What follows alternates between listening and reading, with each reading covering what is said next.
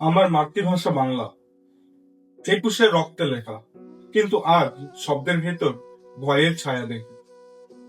শহীদের ভাষা ছিল মুক্তির, আজ সেই ভাষায় দুর্নীতির ফাইল খুলে যায়, ক্ষমতার হিসেব লেখা হয়।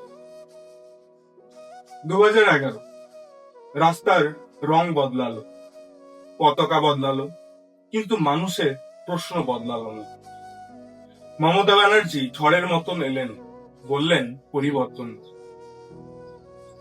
তৃণমূল কংগ্রেস ক্ষমতার সিঁড়িতে উঠল, আর পিছনে পড়ে রইল communist party of India.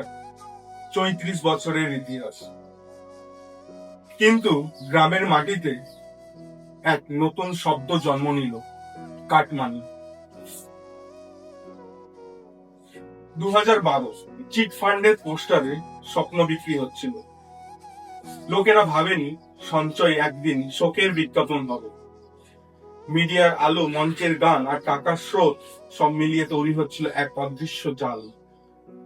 2013 Sarada বিস্ফোরণ, হাজারো মানুষের কান্না রাজনীতির দরজায় গিয়ে ধাক্কা দিল।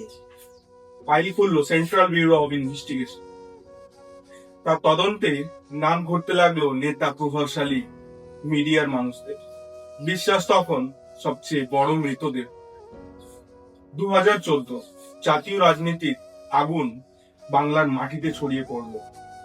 নরেন্দ্র মোদী নতুন ভাষায় প্রচার শুরু করলেন, আর ভারতীয় জনতা পার্টি দুটো জায়গা বানাতে লাগলো। ধর্ম, উন্নয়ন, জাতীয়তা সব একসাথে রাজনীতির অস্ত্র হলো। 2015 ভোটের লাইনে মানুষ, কিন্তু বাতাসে ভয়। সিন্ডিকেট শব্দটা ইট বালির সাথে রাজনীতির অভিযানে ঢুকে গেল। 2016 নারদা স্টিং, ক্যামেরার সামনে হাসি মুখে টাকা নেওয়ার অভিযোগ। ভিডিও থামলো না, বিশ্বাস থামলো। ফাইল খুললো এনফোর্সমেন্ট ডিরেক্টরেট, আর রাজনীতি ঢুকে গেল আইনের গোলক ধাঁধায়। 2017 বসিরহাটে আগুন, পাহাড়ে আন্দোলন, ইন্টারনেট নীরব। বাংলা বুঝলো ডিজিটাল যুগেও ভয় খুব বাস্তব। 2018 পঞ্চায়েত ভোট, মনোনয়ন জমা দিতে না পারার অভিযোগ গণতন্ত্রের বুকেই প্রশ্ন তুলল। 2019 ভোটের পর লাশের সংখ্যা নিয়ে রাজনীতি শুরু করল।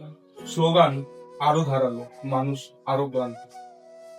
2020 আমফানের ঝড়, গাছ ভাঙলো, ঘর ভাঙলো, আর অভিযোগ উঠলো ত্রাণও কি ভাঙলো। কোভিডে সংখ্যা আর বাস্তবতার মধ্যে মানুষ হারিয়ে গেল। 2021 নন্দীগ্রাম, ক্ষমতার লড়াই প্রতীক হয়ে উঠল। ইলেকশন কমিশন অফ ইন্ডিয়া নিয়েও প্রশ্ন উঠল, ভোট কি শুধু প্রক্রিয়া নাকি প্রভাব। 2022 সবচেয়ে বড় বিস্ফোরণ, এসএসসি নিয়োগ কেলেঙ্কারি। পার্থ চ্যাটার্জি নাম উঠে এলো তদন্তে, আর টাকার পাহাড় দেশকে চমকে দিল। শিক্ষক হওয়ার স্বপ্ন টাকার বান্ডিলে চাপা পড়ল।